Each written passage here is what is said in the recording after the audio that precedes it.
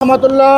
ধন্যবাদ প্রিয় সাংবাদিক ভাইয়েরা, আপনারা বৃষ্টি এবং গরম উপেক্ষা করে আমাদের এই সংবাদ সম্মেলনে হাজির হয়েছেন, এই জন্য আপনাদের প্রতি কৃতজ্ঞতা জানাচ্ছি।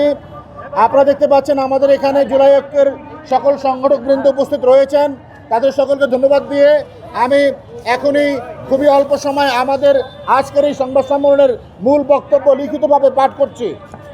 প্রিয় সাংবাদিকবৃন্দ, 24-এর গণ অভ্যুত্থানের যে আকাঙ্ক্ষা নিয়ে 1400-রও অধিক ছাত্র জনতা রাজপথে ফাঁসিবাদের বুলেটের সামনে প্রাণ দিয়েছে, সেই আকাঙ্ক্ষাকে নষ্ট করেছে বাংলাদেশের রাজনৈতিক দলগুলো।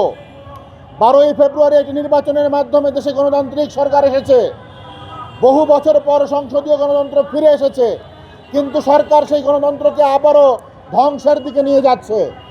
প্রিয় সাংবাদিকবৃন্দ, আমরা দুঃখজনকভাবে দেখছি বাংলাদেশ আবারও ফ্যাসিবাদ কাঠামোর দিকে যাচ্ছে। যেসব ছাত্র জনতা জীবন বাজি রেখে রাজপথে নেমেছিল, তাদের উপর এই সরকার পরিকল্পিতভাবে হামলা চালাচ্ছে। গত 23শে এপ্রিল ছাত্রদলের নামধারী সন্ত্রাসীরা জুলাই ঐক্যের অন্যতম সংগঠক ও ডাকসুর সাহিত্য সংস্কৃতি বিষয়ক সম্পাদক মোসাদ্দেক আলী ইবনে মোহাম্মদ এবং সমাজসেবা সম্পাদক এবি জুবায়ের সহ ঢাকা বিশ্ববিদ্যালয়ের শিক্ষার্থীদের উপর ন্যাক্কারজনক হামলা চালিয়েছে। প্রিয় সংবাদবৃন্দ, আপনারা জানেন 24-এর গণ অভ্যুত্থানে যখন খুনি হাসিনা কারফিউ জারি করে, তখন জুলাই ঐক্যের সংগঠক মোসাদ্দেক আলী ইবনে মোহাম্মদ নেতৃত্বে সেই কারফিউ ভেঙে পল্টনে বিক্ষোভ করা হয়, যেখান থেকে পরবর্তীতে হাসিনার পালিত পুলিশ নামক সন্ত্রাসীরা তাদের গ্রেফতার করে। সেদিনের ভিডিও ফুটেজ বিএনপি তাদের অফিসিয়াল ফেসবুক পেজে প্রচার করে,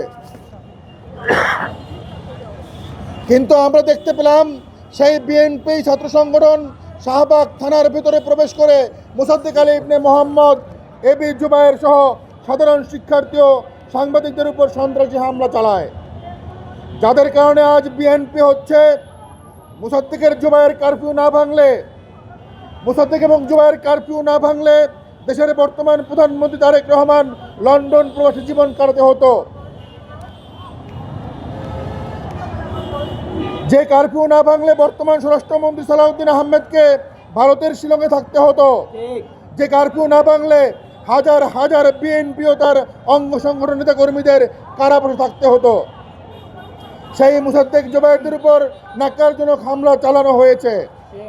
23শে এপ্রিল যখন ছাত্রদল নিজেরা সোশ্যাল মিডিয়ায় গুজব ছড়িয়ে একজন ডাকসুর হল সংসদ প্রতিনিধিকে হত্যার হুমকি দেয়, তখন জীবনের নিরাপত্তার জন্য শাহবাগ থানায় সাধারণ ডায়েরি জিডি করতে যাওয়া হয়।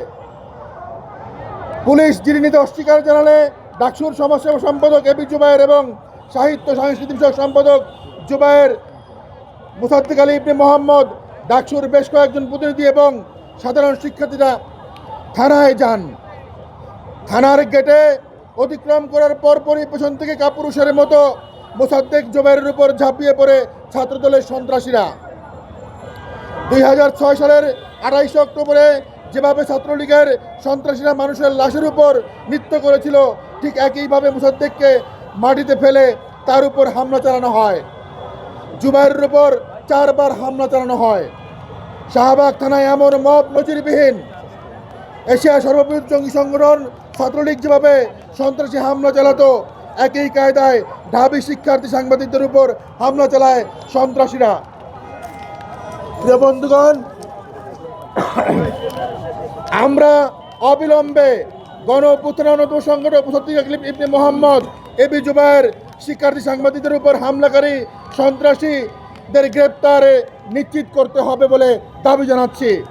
একই সঙ্গে এই ঘটনার সঙ্গে জড়িত পুলিশ কর্মকর্তাদের বিরুদ্ধে তদন্ত করে জবাবদিহিতা বিচারের আওতায় আনতে হবে, অন্যথায় কঠোর আন্দোলনের মাধ্যমে প্রতিটি আঘাতের জবাব ছাত্র জনতার সঙ্গে নিয়ে এই জুলাই ঐক্য জবাব দেবে ইনশাআল্লাহ। সকলকে ধন্যবাদ। আসসালামু আলাইকুম রহমতুল্লাহ।